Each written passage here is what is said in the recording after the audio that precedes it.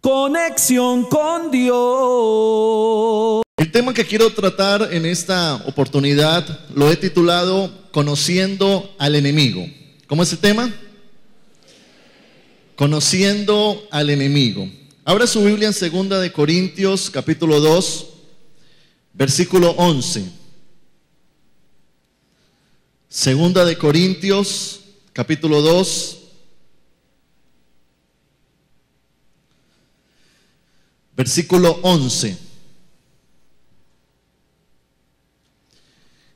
Si puede subrayar ese texto, hágalo, para que lo recuerde. Dice la palabra: para que Satanás no gane ventaja alguna sobre nosotros, pues no ignoramos sus maquinaciones. Cierre su Biblia, por favor. En primer lugar, tenemos que entender que si la Biblia nombra a este ser y le pone un nombre, Satanás, es porque existe. Y la Biblia nos exhorta a que no podemos permitir que Satanás tome ventaja sobre nosotros. Tomar ventaja significa que nos lleve la delantera, que sea superior, sino que Dios nos llama a no ignorar sus maquinaciones. Cuando la Biblia habla de no ignorar, está diciendo no desconozcan que Satanás existe, no desconozcan cómo trabaja para que Él no tome ventaja, para que Él no vaya adelante de ustedes y los destruya. Y eso nos lleva a entender de que usted y yo no podemos ignorar la existencia de Satanás. Entienda esto: en la Biblia se muestra a Satanás como el príncipe de este mundo, el príncipe, el que gobierna este mundo. Por eso el mundo está bajo el maligno, dice la Biblia, y por eso es que vemos un mundo apartado de Dios. Pero también dice la Biblia que nosotros tenemos autoridad sobre él como hijos de Dios. Dios no nos sacó del mundo, pero sí nos sacó de su señorío. Le repito eso: Dios no nos sacó del mundo, pero sí nos sacó de su señorío. Cuando Cristo murió en la cruz del Calvario, triunfó sobre él y nos dio autoridad sobre él, quitándole el derecho legal que él tenía sobre nosotros. Ahora la Biblia dice que al final de los tiempos él será echado a un horno de fuego y será destruido totalmente. Pero mientras él esté, al igual que nosotros, tenemos que entender quién es él, cómo trabaja y también nuestra autoridad como hijos de Dios. Aunque Satanás tenga poder sobre el mundo, en Cristo somos más que vencedores. Cuando la Biblia habla acerca de Jesús, lo muestra a Jesús como alguien que triunfó sobre él. Efesios capítulo 1, versículo 22, dice la Biblia, hablando Dios, y dice: sometió todas las cosas bajo sus pies. Está hablando de los pies de Cristo. Todas las cosas fueron sometidas bajo los pies de Cristo y lo dio por cabeza. ¿A quién? A Cristo, sobre todas las cosas, a la iglesia. Lo que tenemos que entender es que aunque Satanás exista, Cristo está por encima de él. ¿Cuántos dicen amén a eso? Ahora, la Biblia enseña que Jesús nos delegó la autoridad sobre el enemigo. Lucas capítulo 10, versículo 19, dice la Biblia: he aquí, hablando Jesús, he aquí os doy potestad de hollar serpientes y escorpiones y sobre toda fuerza del enemigo, y no os dañará. Lo que Jesús está diciendo es: yo les doy potestad. La palabra potestad significa dominio, autoridad y poder. Yo le entrego a la iglesia, dice la palabra, yo le entrego a ustedes, la iglesia, autoridad sobre toda fuerza del enemigo. Entonces, usted y yo tenemos poder sobre Satanás. ¿Por qué no levanta su mano y dice eso? En el nombre de Jesús y en la autoridad de Cristo, yo tengo autoridad sobre el enemigo y sobre los demonios. Denle un fuerte aplauso al Señor.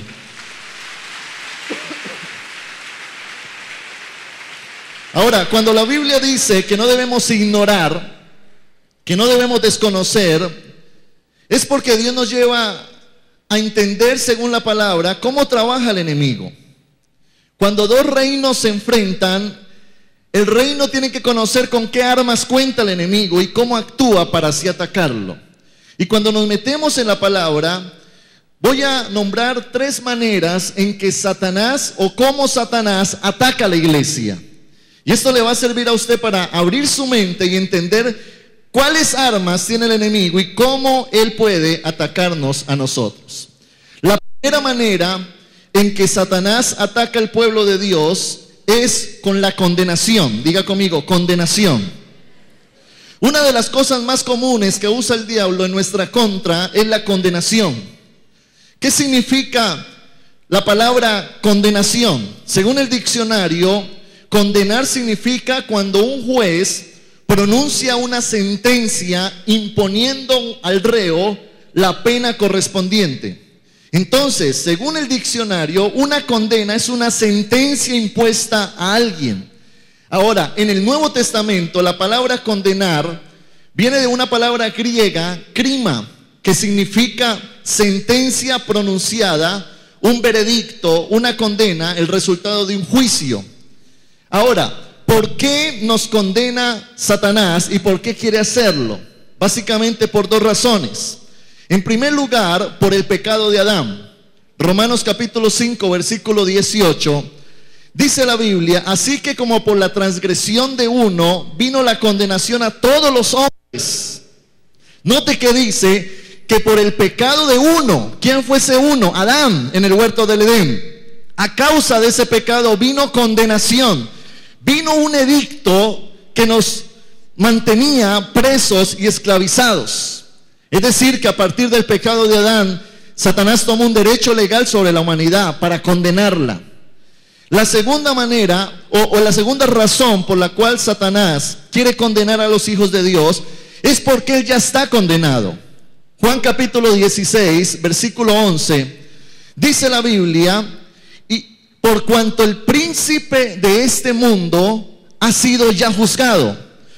Esas palabras las nombró Jesús en el Nuevo Testamento, y él dijo: ya Cristo triunfó en la cruz del Calvario y Satanás está condenado, está juzgado. Ya hay un edicto sobre él. No hay apelación.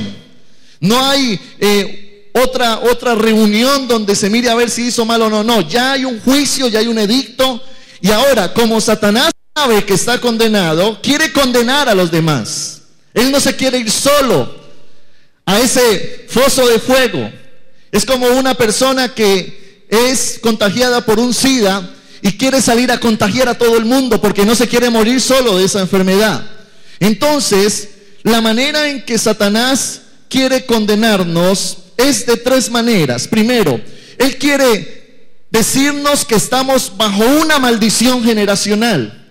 Satanás, como quiere condenar a los hijos de Dios, les dice: ustedes están bajo pecado, bajo el pecado de Adán, por lo tanto van a vivir todas las consecuencias de ese pecado. Es una sentencia de por vida a vivir bajo las maldiciones de tus antepasados, le dice Satanás a una persona. Es decir, cuando Satanás le habla a alguien, quizás a una persona que está empezando su caminar con Dios, le puede decir: usted no tiene oportunidad de ser diferente a sus padres. Usted no tiene oportunidad de ser próspero cuando viene de una miseria. Usted no tiene oportunidad de ser sano cuando toda su familia ha sido enferma. Es decir, tu vida ya está escrita, está marcada, está sentenciada.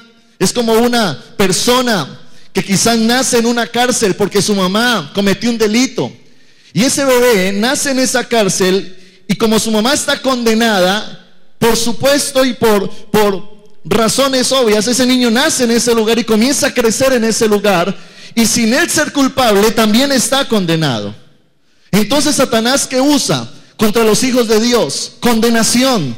Tú no puedes salir adelante. Tú estás marcado por los errores del pasado, por los pecados de tus padres. Tu papá fue un borrachín, tú también vas a ser un borrachín. Tu familia fue y estuvo en la miseria, por lo tanto tú también vas a estar en la miseria. Entonces comienza a marcar la vida de una persona con condenación y comienza a enviar edictos donde dice: ya has sentenciado a vivir una vida miserable porque eso es lo que te dejó el pecado. La otra manera en que Satanás sentencia a una persona es por medio de ataduras. Una atadura es un lazo que no le permite a una persona cruzar y entrar a la libertad. Es como si una persona estuviera atada con cadenas o con lazos. Aquellas personas que están quizá en una cárcel con unas esposas en sus manos, atados a algo, no pueden moverse, no pueden levantarse, no pueden caminar. Y hay muchas personas que a nivel espiritual están en las mismas circunstancias. Tienen ataduras a pecados, a hábitos, a vicios, a comportamientos, como aquella persona que no puede salir de la droga, el que no puede cambiar su ira, el homosexual que no puede dejar su pecado, aquella persona que dice, Señor, yo quisiera ser libre, pero Satanás le dice, tú estás condenado y tú vas a vivir todo el tiempo en esa circunstancia, no vas a poder librarte de esa atadura. Entonces Satanás condena ataduras a una persona. La otra manera es por medio de las opresiones. Él oprime a muchas personas. Una opresión viene cuando estamos sometidos a una dictadura. Y eso es cuando Satanás gobierna, cuando Él es el Señor. Allí manipula, controla, domina. Como aquella persona que está volviéndose un títere de Satanás porque hace lo que Satanás quiere. Él es el Señor. Entonces Él condena a muchas personas diciéndoles, tú tienes que hacer lo que yo digo. Y cuando la Biblia dice que el pecado es causa de que quedemos esclavizados, entonces allí es donde Satanás toma control y comienza a condenar la vida de una persona. Pero ¿qué dice la Biblia al respecto acerca de esos ataques de Satanás? Juan capítulo 5, versículo 24. Jesús hablando dijo, de cierto os digo, el que oye mi palabra y cree, note lo que dice, el que oye mi palabra y cree al que me envió, tiene vida eterna y no vendrá a condenación, mas ha pasado de muerte a vida. ¿Qué quita la condenación en la vida de una persona? Mirar la palabra y creer al Padre. Ahora el apóstol Pablo afirma esto en Romanos capítulo 8, versículo 1. Él dice, ahora pues, ninguna condenación hay para los que están ¿en quién? En Cristo Jesús, los que no andan conforme a la carne, sino conforme al Espíritu. Y esto es algo que usted y yo tenemos que entender, porque Satanás ataca, y si ignoramos cómo ataca a él, muchas veces ignoramos cómo podemos defendernos.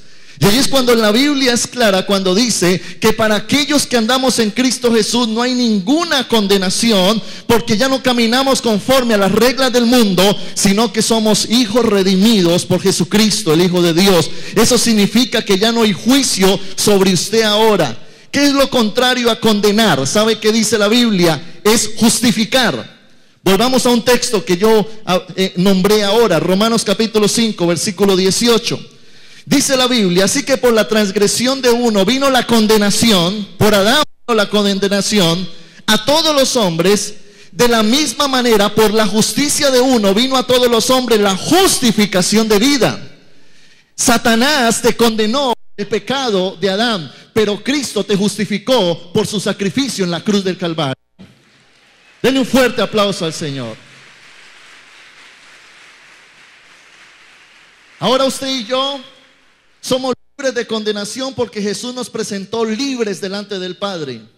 Ya usted no está condenado a vivir bajo maldición generacional porque Cristo ha cortado con su pasado. Él cortó como con unas tijeras espirituales todo cordón umbilical que lo unía a usted al pasado, a la maldición generacional, a la miseria, al pecado de tus padres, de tus antepasados. Dice la Biblia que si alguno está en Cristo, nueva criatura es. Y las cosas viejas pasaron. Y aquí todas son hechas nuevas. Usted y yo portamos el ADN de una sangre limpia, que es la sangre de Jesucristo. Cuando usted conoció a Cristo, Cristo revertió la maldición en bendición. Así es que cuando Satanás venga a decirle sobre su vida hay maldición, por eso te va mal, por eso las cosas no funcionan, y comiencen a haber pensamientos de condenación, palabras de condenación, en ese momento usted debe de levantarse y decirte, no, Cristo me ha redimido en la cruz del Calvario, por lo tanto sobre mi vida no hay condenación, porque ya no vivo yo, sino que Cristo vive en mí. Aleluya.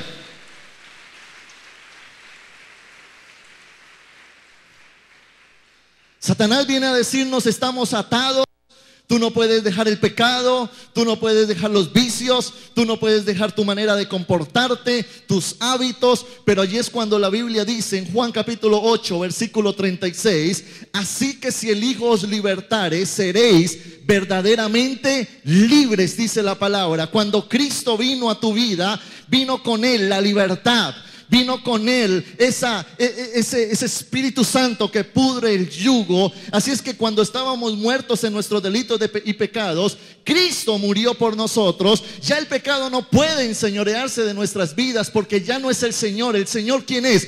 Cristo es el Señor de mi vida. Y ahora que controla mi vida es Cristo, no el pecado. Aunque tenga que luchar con el pecado, ya no es mi Señor, porque Cristo es el Señor de mi vida ahora.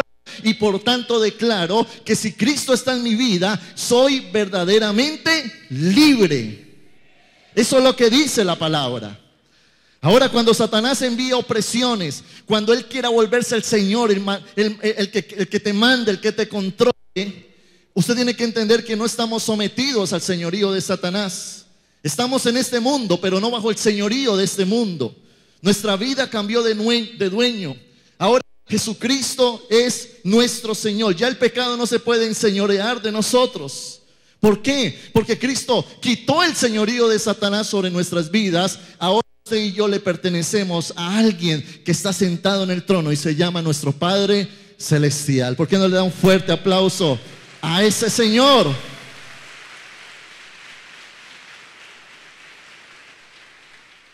Levante su mano derecha y diga conmigo: yo he sido justificado por la sangre de Jesús. Ahora soy libre y Satanás no podrá condenarme, porque ya no estoy bajo su señorío, sino bajo el señorío de Cristo. Todo pensamiento de condenación lo rechazo en el nombre de Jesús y me declaro libre ahora en Cristo Jesús. Amén y amén.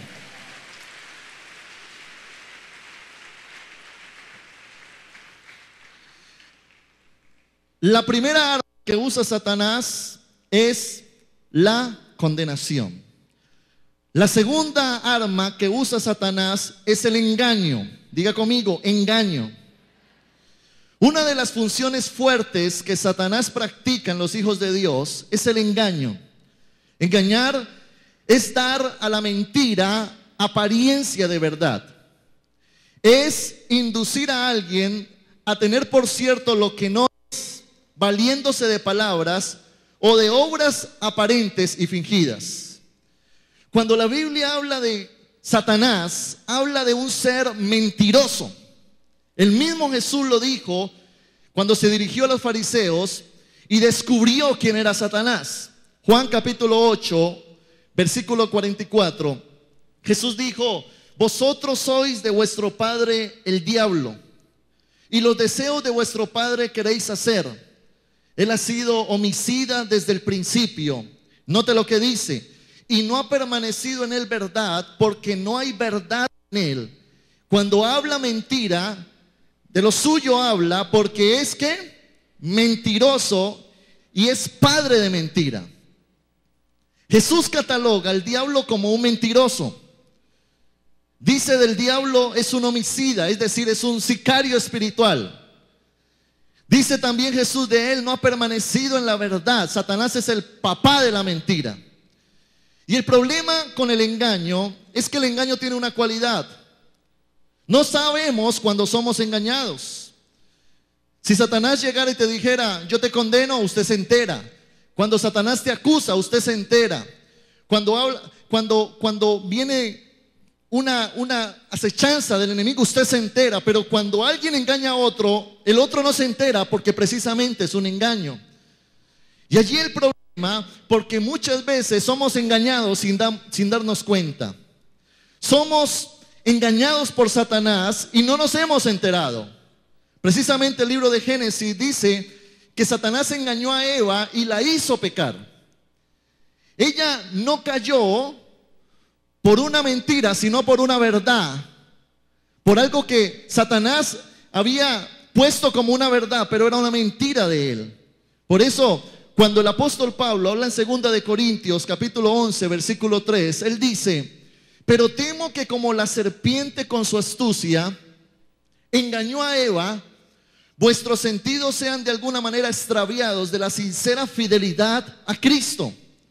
Miren lo que dice Pablo: yo temo que así como la serpiente engañó a Eva, el pueblo de Dios también sea engañado. Ahora, ¿cómo engaña el diablo? Hay tres principales vías por las que Satanás tratará de engañarte para que creas sus mentiras. En primer lugar, el autoengaño. Autoengaño. El autoengaño sucede cuando nosotros mismos nos creemos una mentira. Por ejemplo, cuando una persona se engaña a sí misma creyendo que todo le va a salir bien, siendo desobediente a la palabra. Cuando en Santiago capítulo 1 versículo 2, Santiago 1:22 dice: pero sed hacedores de la palabra y no tan solo oidores, engañándoos a vosotros mismos.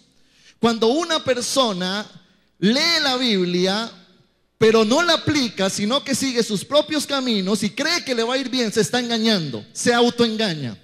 Nos engañamos a nosotros mismos cuando decimos que no tenemos pecados y no necesitamos a Dios. Nos engañamos a nosotros mismos cuando vivimos de apariencia, demostrando lo que no somos. Nos engañamos a nosotros mismos cuando creemos que Dios no juzgará nuestros pecados, cuando hay murmuración, cuando hay chisme, división, queja.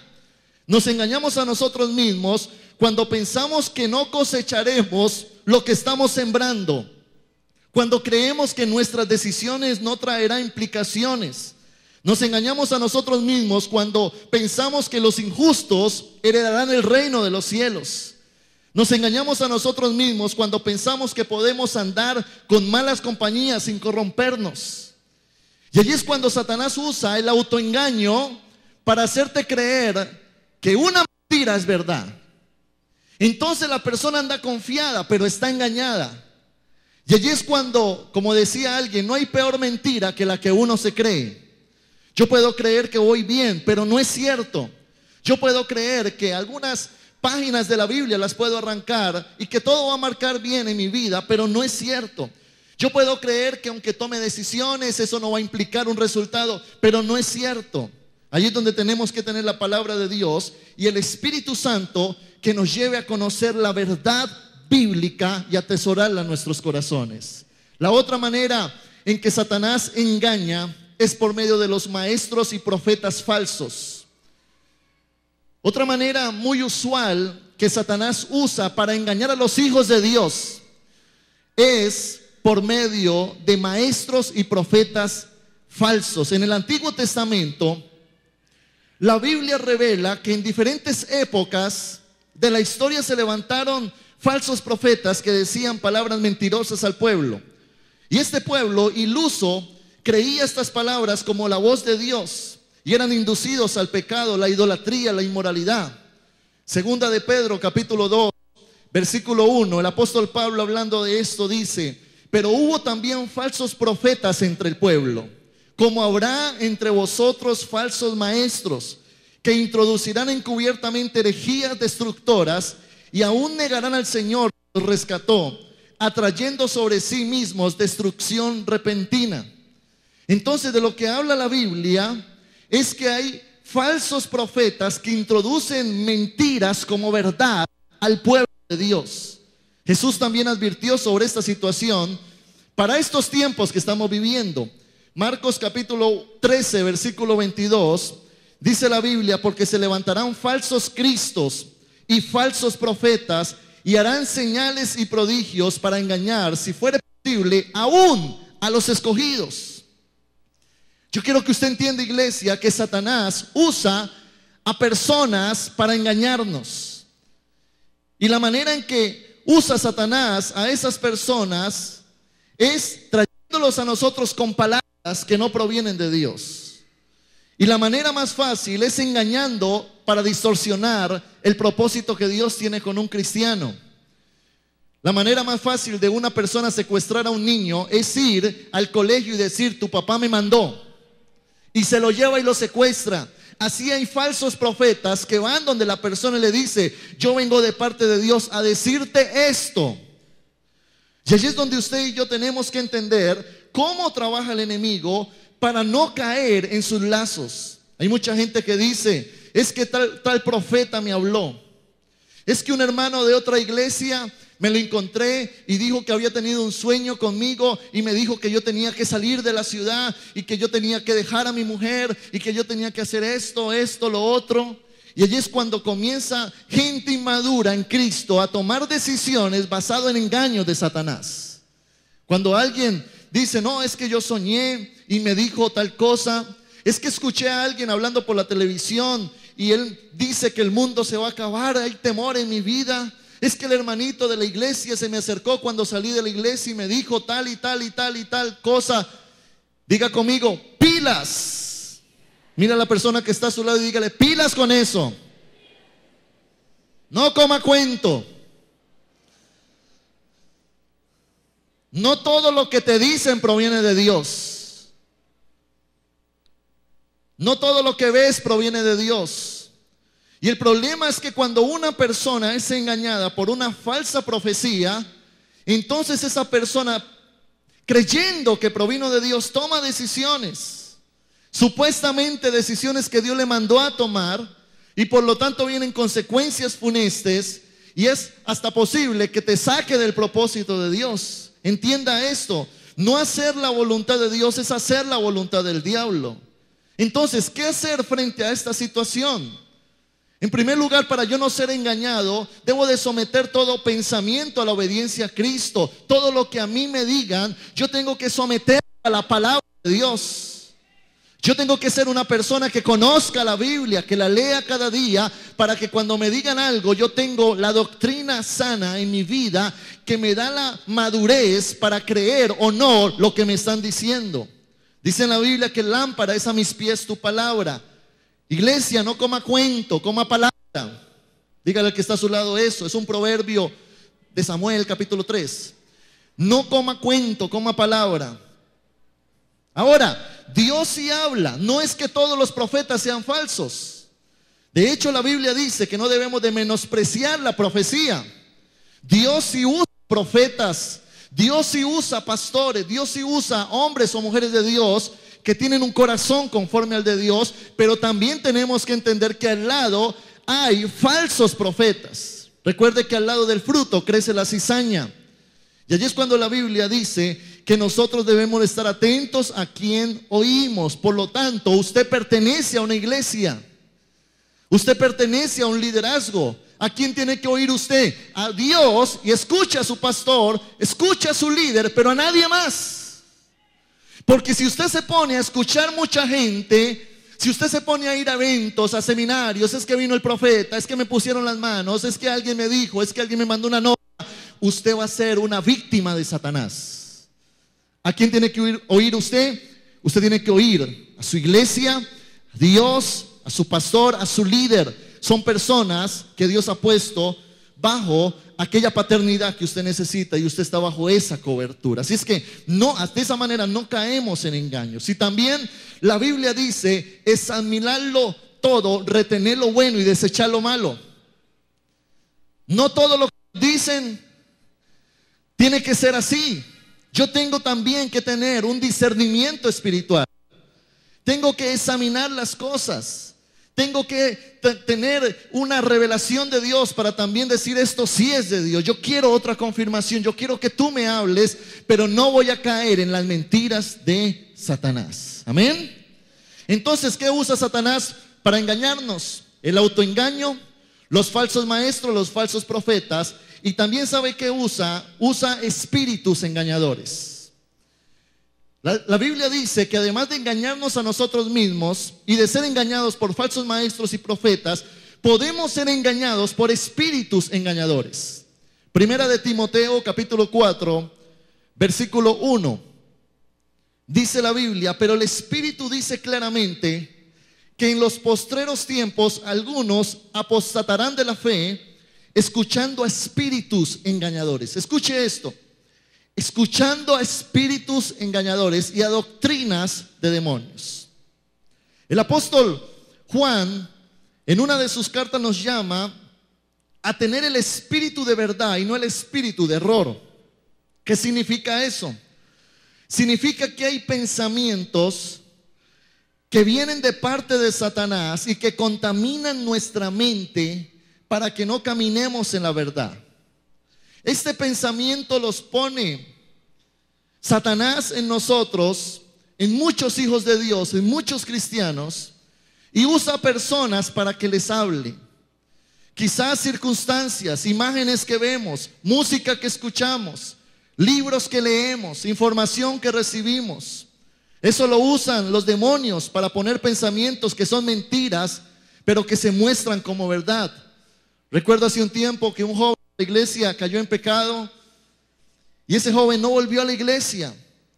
Un tiempo después lo llamé, me encontré con él y me decía: es que yo siento que en la iglesia todos me juzgan, me critican.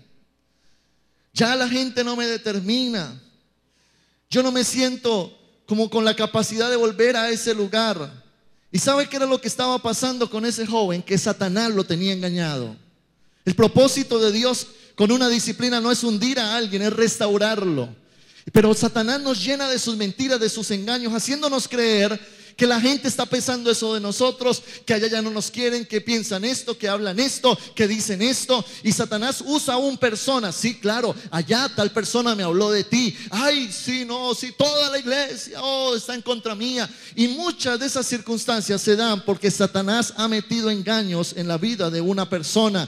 De la misma manera, Satanás envía pensamientos que le dice a usted: usted no es indigno, mire su pecado, mire sus fallas, mire sus debilidades, usted no va a poder salir adelante, mire esa enfermedad que tiene, esa enfermedad te va a matar, esa situación precaria, esa crisis en la que estás, no, nunca vas a salir de eso. Mira el vicio en el que volviste a recaer, nunca lo vas a poder dejar. Y entonces Satanás comienza a emitir mentiras, espíritus engañadores, y cuando la persona cree esa mentira se convierte en una verdad para mí.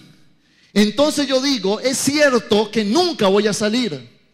¿Qué hizo Satanás? Incubó un pensamiento de mentira en mi vida que cosechó una verdad. Entonces, como ya eso es una verdad para mí, comienzo a caminar en derrota. ¿Y eso quién lo usó? Satanás. Ese pensamiento no provino de Dios, provino del enemigo.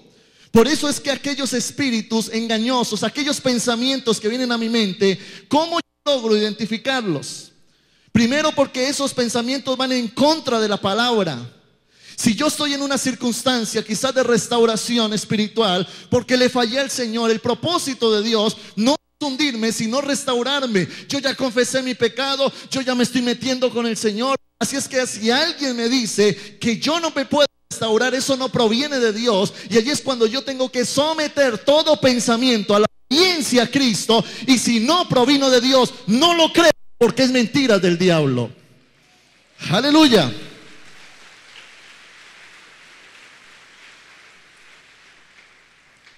La otra manera en que yo lo identifico es desarrollando discernimiento espiritual. Diga conmigo: discernimiento espiritual.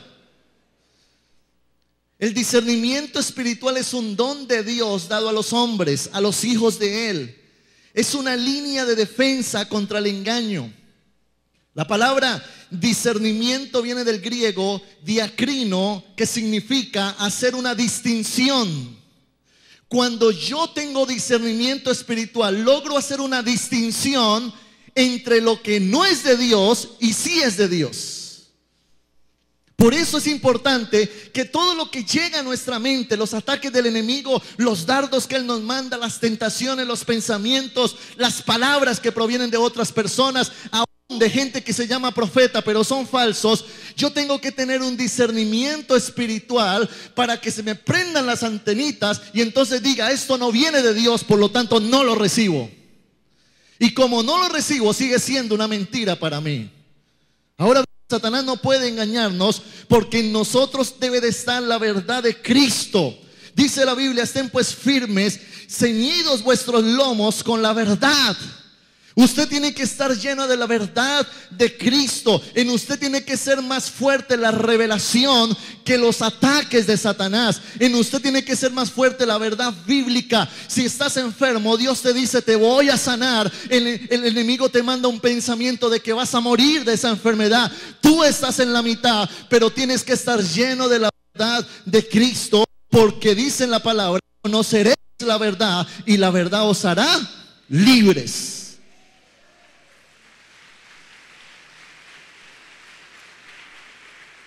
Diga conmigo: aleluya.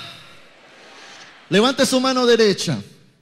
Diga en voz alta: ahora mismo rechazo todo pensamiento de engaño que provenga de Satanás. Rechazo todo autoengaño que yo me estaba creyendo.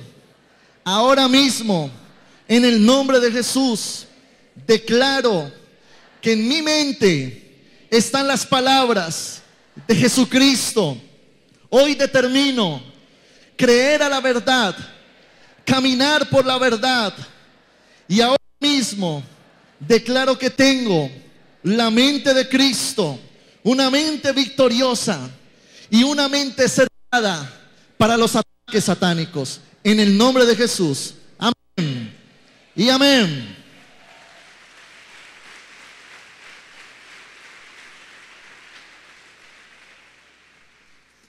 De Satanás: primero, condenación; segundo, engaño; y la tercera manera en que Satanás ataca a sus hijos, a los hijos de Dios, es por medio de la acusación. Diga conmigo: acusación.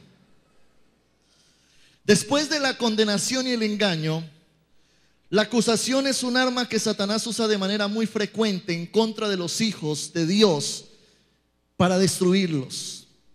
Satanás es astuto.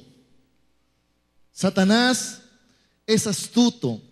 Y él logra usar la acusación como un fuerte golpe, un puño que muchas veces nos tumba. Satanás actúa de esta manera. Primero le ofrece a usted el pecado. Y se lo ofrece como algo que no es perjudicial. Caiga en el pecado, eso nadie se va a dar cuenta. Vaya y vuelva al licor. Tome esta noche, no va a pasar nada. Vaya y se acuesta con esta muchacha, con este hombre. Eso nadie se va a enterar. Mañana se recupera, si quiere le pide perdón al Señor. Y ¡pum!, cae la persona. Y luego de que cae la persona, cambia el mensaje Satanás. Ya no está invitando al pecado, sino que comienza a decirle: ¿qué clase de cristiano eres tú?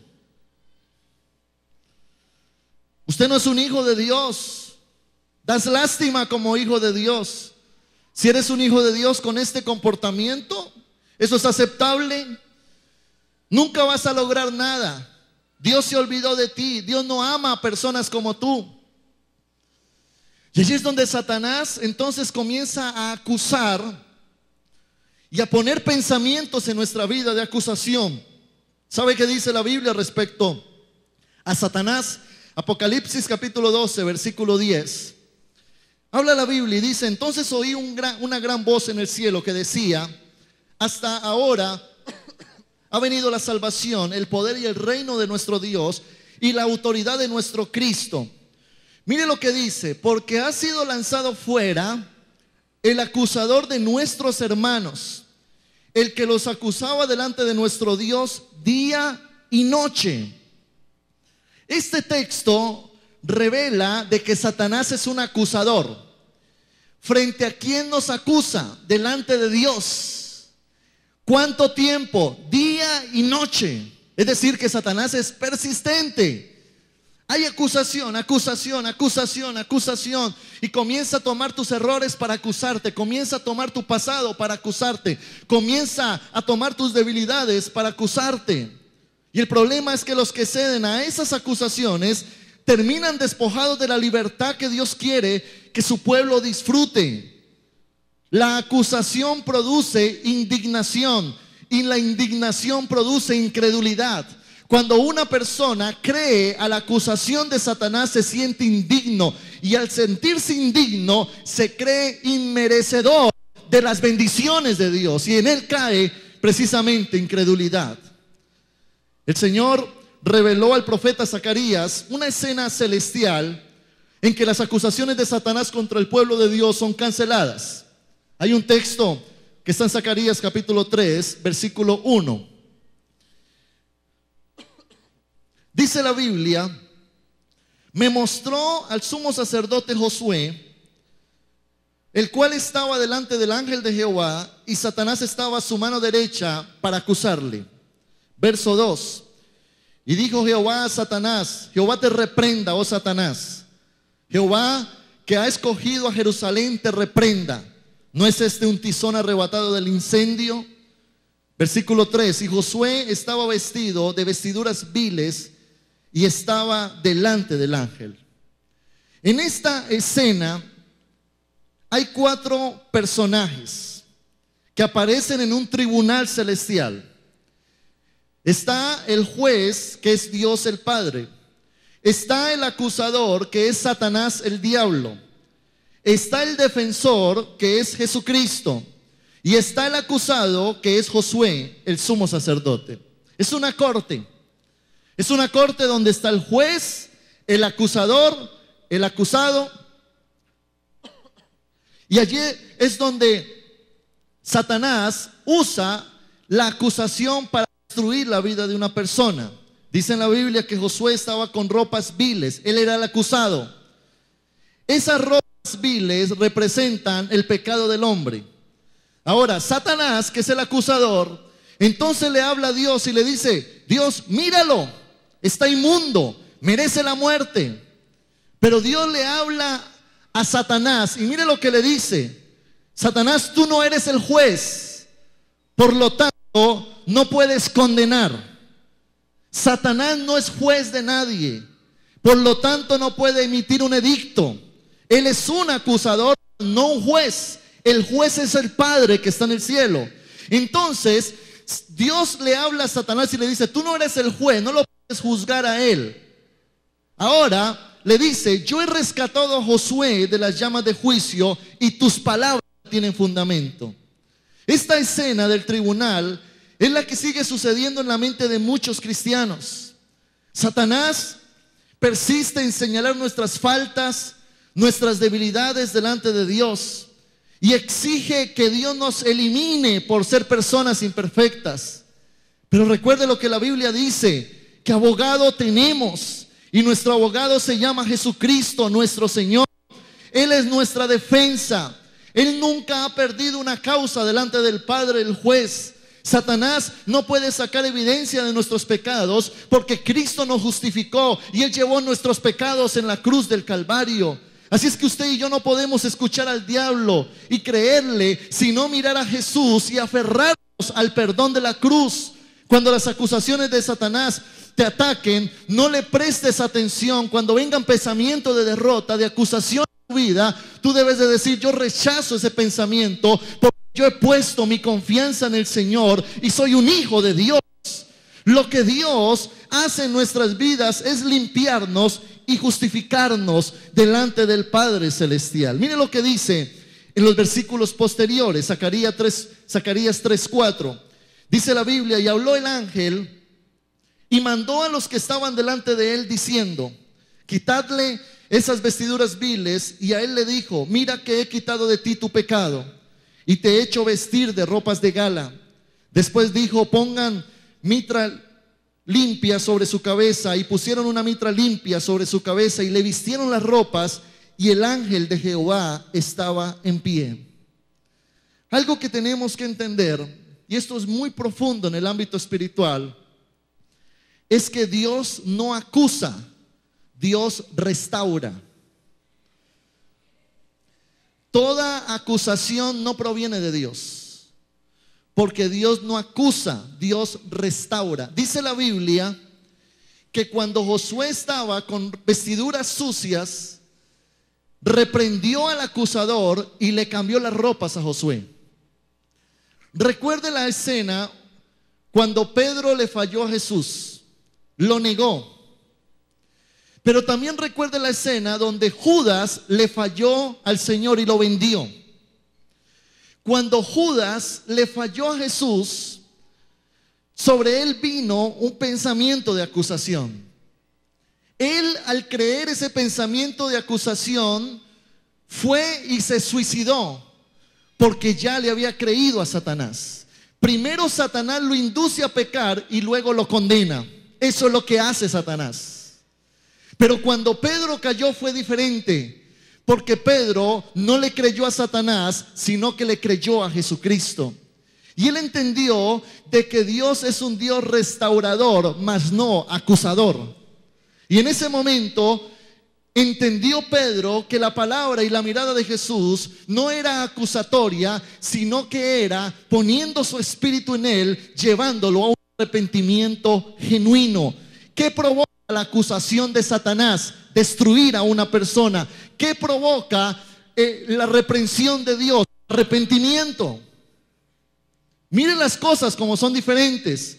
Satanás acusa para destruirte, pero Dios te redarguye para que te arrepientas. Por eso la Biblia dice en 1 de Juan 2:1: hijitos míos, estas cosas os escribo para que no pequéis. Es decir, el propósito de Dios no es que pequemos, es que no pequemos, es que mantengamos apartados del pecado. Y si alguno hubiere pecado, dice la Biblia, abogado tenemos para con el Padre, a Jesucristo el justo. ¿Por qué no le da un fuerte aplauso a ese Jesús?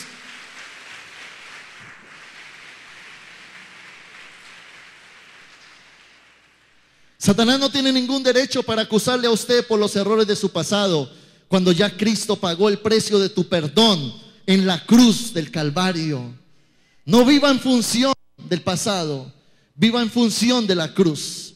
Y entienda que Dios quiere levantarnos, que Dios quiere poner sus pensamientos en nuestra vida, y tenemos que echar fuera toda culpabilidad de Satanás. ¿Por qué no levanta su mano derecha y diga conmigo fuerte? Diga: ahora mismo echo fuera de mi vida todo pensamiento de culpa, de mentira del diablo.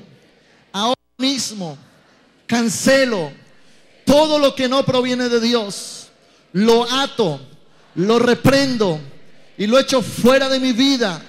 Someto todo pensamiento a la obediencia a Cristo y declaro que si hay palabras o pensamientos de culpa sobre mi vida, hoy entiendo que no vienen de Dios.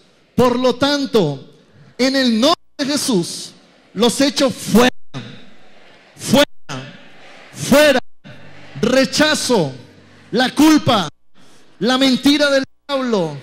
Rechazo los engaños, la condenación. Declaro hoy sobre mi vida la mente de Cristo, la palabra que es la verdad de Dios. Y ahora mismo cancelo todo dardo del enemigo que quiera penetrar en mi mente y llevar a la destrucción. En esta mañana declaro que el Espíritu Santo está sobre mi vida, y todo pensamiento del diablo tendrá que caer en el nombre de Jesús, porque ya no vivo yo, mas Cristo vive en mí. Y lo que ahora vivo en la fe en el Hijo de Dios, declaro tu victoria en mi vida, Señor. Ponga la mano en su mente en este momento. Diga conmigo: Señor Jesús, en mi mente estarán tus palabras, tu verdad y tu propósito. Hoy sello mi mente a todo pensamiento, palabras, influencia de condenación, de engaño, de acusación. Declaro que mi vida le pertenece a Jesús. Declaro que en mi mente no dominará el enemigo, porque soy un hijo tuyo, con derechos, con privilegios y con una herencia. Limpia mis pensamientos ahora Yo aplico la sangre de Cristo sobre mi mente, sobre mi corazón. Haz la obra santificadora en mi vida. Someto todo pensamiento a la obediencia a Cristo. Declaro libertad. Todo pensamiento de derrota tiene que salir ahora. Todo pensamiento de miseria tiene que salir ahora. Todo pensamiento de esclavitud tiene que salir ahora. Y declaro que el Espíritu Santo viene a mi vida y me llena con su presencia. Espíritu Santo, La iglesia. revélame a Cristo, revélame tu voluntad, revélame tu palabra.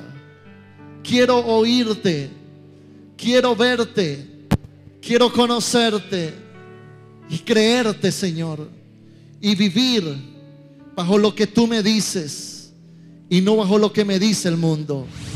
Declaro la libertad de Cristo y declaro tu poder en Cristo Jesús. Amén y amén.